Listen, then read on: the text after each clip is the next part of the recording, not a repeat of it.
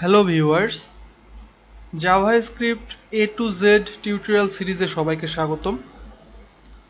এই টিউটোরিয়াল সিরিজটি কোনো লাইব্রেরি বা ফ্রেমওয়ার্কের সিরিজ নয়। আমি জাভাস্ক্রিপ্ট বলতে এই সিরিজে শুধু পিওর ভ্যানিলা জাভাস্ক্রিপ্ট বোঝাবো। মডার্ন যে জাভাস্ক্রিপ্ট সেইটাই আমার এই টিউটোরিয়াল সিরিজের প্রধান আলোচ্য বিষয়। এই টিউটোরিয়াল সিরিজটি আসলে সবার জন্য যারা জাভাস্ক্রিপ্ট ল্যাঙ্গুয়েজটার প্রতি ইন্টারেস্টেড। এই টিউটোরিয়াল সিরিজের প্রথম ভাগে আমরা শিখব জাভাস্ক্রিপ্ট ল্যাঙ্গুয়েজের যে fundamentals, data type, array, loop, functions, এই টাইপের যে ব্যাপার স্যাপারগুলো আছে এইগুলো আমরা প্রথম দিকে শিখব। তো এইটা শুনে আবার ভাববেন না যে এটা একদম বিগিনারদের জন্য, কারণ আপনি অন্য কোনো প্রোগ্রামিং ল্যাঙ্গুয়েজ থেকে আসতেই পারেন। যেমন পিএইচপি থেকে আপনি আসছেন, আপনি তো এইগুলো জানেন যে লুপ কি, অ্যারে কি, ফাংশন কি। তো জাভাস্ক্রিপ্ট যেহেতু একটা প্রোগ্রামিং ল্যাঙ্গুয়েজ, তো এই প্রোগ্রামিং ল্যাঙ্গুয়েজেও আমরা ফান্ডামেন্টাল বিষয়গুলোও নিয়ে আসবো এবং এইখানেও সেই জিনিসটা প্র্যাকটিস করব। এইটাও শেখার দরকার আছে। আর ঠিক এই ফান্ডামেন্টালের টিউটোরিয়ালগুলো শেষ হওয়ার পরেই আমাদের চলে আসবে জাভাস্ক্রিপ্টের যে একটু অ্যাডভান্স লেভেলের যে ফিচারগুলো, যেমন ধরেন আপনার ডম ম্যানিপুলেশন, ইভেন্ট হ্যান্ডলিং, তারপরে মানে অ্যাসিঙ্ক্রোনাস জাভাস্ক্রিপ্ট মানে Ajax, fetch API, async-await, promise. এছাড়া ইএস 6 বা ইএস 7 যত নতুন নতুন ফিচার এসেছে, আমরা কিন্তু আস্তে আস্তে আরও কিছু টিউটোরিয়াল আসবে এরকম।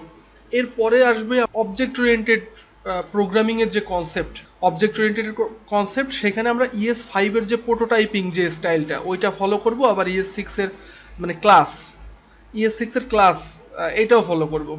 তারপরে দেখব রেগুলার এক্সপ্রেশন মানে লেট, কনস্ট এগুলা কি, অ্যারো ফাংশনটা কি, টেমপ্লেট লিটারাল, তারপরে জাভাস্ক্রিপ্টের প্যাটার্ন আছে, তারপরে অনেক টুকিটাকি বিষয় আছে, সিম্বল, ম্যাপ, আইটারেটর, জেনারেটর, এইচটিটিপির লাইব্রেরি আমরা কাস্টম ক্রিয়েট করব, তারপরে ডিস্ট্রাকচারিং দেখব, এপিআই নিয়ে অনেক কাজ করব। এই জাতীয় অনেক কাজ আসবে। তো এইটা ছিল আমার কি পয়েন্টগুলা। তো এখন আমি বলি যে আমার কোর্সটা আমি কোনভাবে ফরম্যাট করেছি। জাভাস্ক্রিপ্টের যে মডিউল সেগুলা নিয়ে আমরা কাজ করব। আর আমরা জানি যে লাইভ কোনো প্রজেক্ট করতে পারলে শেখাটা অনেক ত্বরান্বিত হয়। আমাদের এই কোর্সে 10টা প্রজেক্ট থাকবে, 10টা ডিফারেন্ট প্রজেক্ট থাকবে। এর ভিতর কোনোটা থাকবে মিনি টাইপের প্রজেক্ট, কোনোটা থাকবে বেশ বেশ বড় প্রজেক্ট থাকবে, কোনোটা লাস্টের একটা দুইটা প্রজেক্ট করব বেশ অ্যাডভান্স লেভেলের প্রজেক্ট বলা যায়। ফোন বুক অ্যাপ টাইপের ছোট প্রজেক্টও থাকবে। আবার এর চেয়ে একটা দুইটা ছোট প্রজেক্টও আছে, যেমন জোকস জেনারেটর। তো আমি দেখাচ্ছি সেগুলা কি কি প্রজেক্ট থাকবে আমার আসছে সেগুলা। তার আগে আমি কথা বলতেছি যে এই কোর্সটা আপনি কেন নেবেন। মানে আপনি হয়তো আমার এই ভিডিওটা দেখতেছেন, কিন্তু পুরো কোর্স তো আপনি এখনো দেখা শুরু করেন নাই। হয়তো আপনার ইন্ট্রোডাকশন ভিডিওটাই আপনি ফার্স্ট দেখতেছেন। তো জাভাস্ক্রিপ্ট আপনি কেন শিখবেন বা আমার টিউটোরিয়াল সিরিজটা আপনি কেন দেখবেন? টিউটোরিয়াল সিরিজটা আমি দেখতে বলবো এই কারণে যে মডার্ন জাভাস্ক্রিপ্টের যে বিষয়বস্তু সবকিছুই আমি এই টিউটোরিয়াল সিরিজে রেখেছি, কোনো কিছুই বাদ যায়নি। তারপর আরো একটি বড় ব্যাপার হলো যে বর্তমানে প্রায় সবাই দেখা যায় যে সরাসরি ফ্রেমওয়ার্কে চলে যাচ্ছে, এগুলার রিয়্যাক্ট, ভিউ, এগুলা কোর ল্যাঙ্গুয়েজ সম্পর্কে কোনো ধারণা নাই, জাভাস্ক্রিপ্ট ফান্ডামেন্টাল নিয়ে কোনো কাজই করে নাই, রিয়্যাক্ট, ভিউ এগুলা শেখার চেষ্টা করতেছে, এগুলার পিছনে অনেক শ্রম দিচ্ছে। তো আমি দেখাবো যে কিভাবে একটা ফ্রেমওয়ার্ক ছাড়াই আপনি অনেক সুন্দর সুন্দর কাজ করতে পারবেন ফ্রেমওয়ার্ক ছাড়া।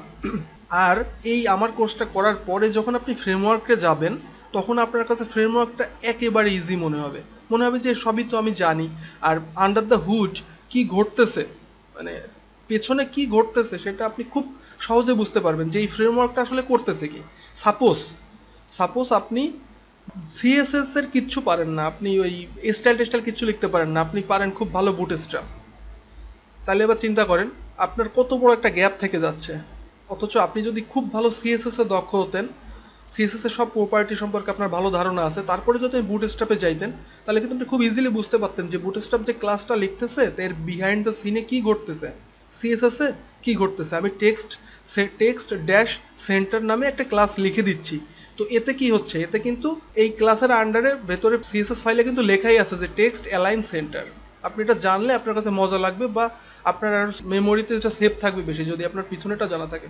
তো আমার এই কোর্সের ভেতরে যেহেতু জাভাস্ক্রিপ্টের from the beginning to the end everything আছে এখানে, তো আপনি এইটা যদি পুরো কোর্স কমপ্লিট করতে পারেন তাহলে আপনি ফ্রেমওয়ার্কে গেলে খুবই সুবিধা পাবেন।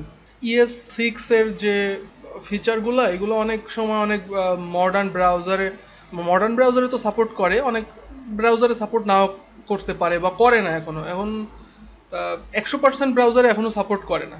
তো এই সিরিজে আমি শেষের দিকে দেখাবো যে আপনার কোডকে, আপনার ES6 এর কোডকে কিভাবে কম্পাইল করতে হয়, ব্যাবেল ওয়েবপ্যাক দিয়ে কিভাবে কম্পাইল করে আপনি সব ব্রাউজারের জন্য এটা সাপোর্ট করাতে পারেন আপনার ES6 এর কোড। এটাও আমার কোর্সের ভিতরে আছে।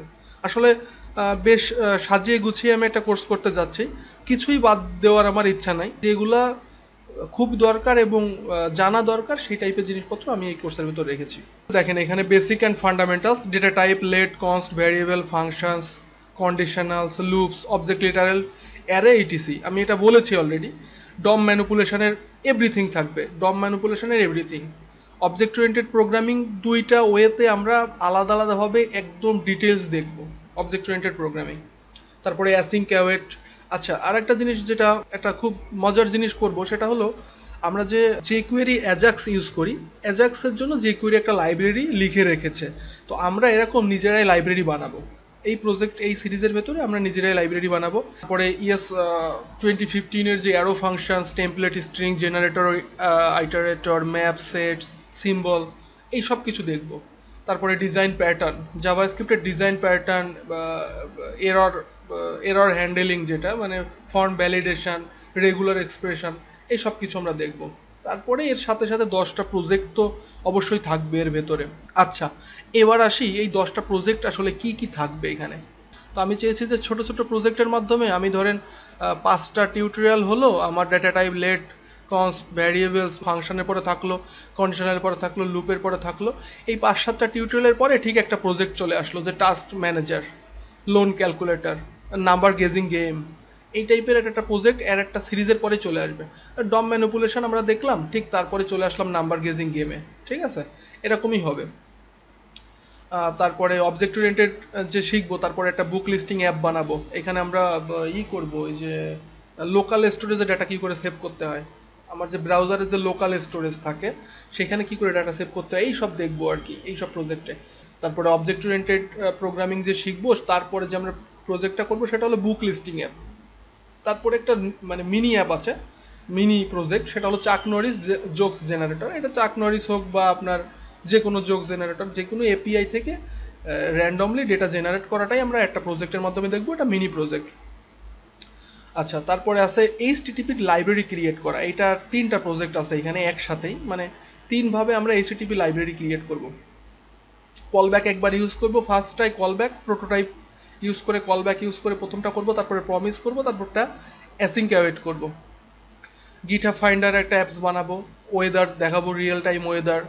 তারপরে ক্যালোরি ট্র্যাকার করবো আর একটা। লাস্টের প্রজেক্টটা খুবই মজার এবং খুবই সুন্দর হবে, পুরো ফ্রন্ট এন্ড করবো আমরা পিওর ভ্যানিলা জাভাস্ক্রিপ্ট দিয়ে, পুরো ফ্রন্ট এন্ড করবো। তারপর একটা রেস্ট এপিআই বানাবো, নিজেরাই একটা এপিআই বানাবো। আশা করি বুঝতে পেরেছেন যে আমি আসলে কি শুরু করতে যাচ্ছি এবং আমার উদ্দেশ্যটা আসলে কি।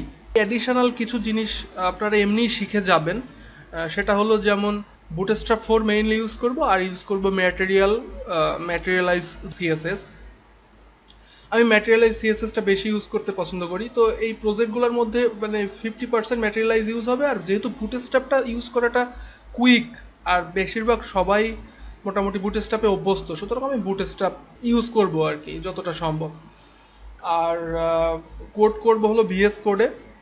আর ভার্সন কন্ট্রোল করার জন্য আমি গিটহাব ইউজ করব। আর গিটহাবে প্রতিটা টিউটোরিয়ালের সোর্স কোড, প্রতিটা টিউটোরিয়ালের সোর্স কোড গিটহাবে আলাদা আলাদাভাবে থাকবে। ভিডিওর সাথে সাথে এইসের লিঙ্কও দিয়ে দেবো, আমার সোর্স কোডের লিঙ্ক দিয়ে দেবো। আর কোনো কনফিউশন থাকলে, কোনো কিছু জানার থাকলে, কোনো সাজেশন থাকলে অবশ্যই এটা জানাবেন, শুরুর দিকে জানালে বেশি ভালো হয়। তো যাই হোক, আর কথা বাড়াবো না, এই ছিল আমার ইন্ট্রোডাকশন ভিডিও, পুরো সিরিজের ইন্ট্রোডাকশন ছিল এটা। আর পরবর্তীতে সরাসরি প্রজেক্টে দেখা হবে। তো শুরু করব আমি ফান্ডামেন্টাল দিয়ে। আশা করি সেই পর্বে দেখা হবে। ভালো থাকবেন সে পর্যন্ত, গুড বাই।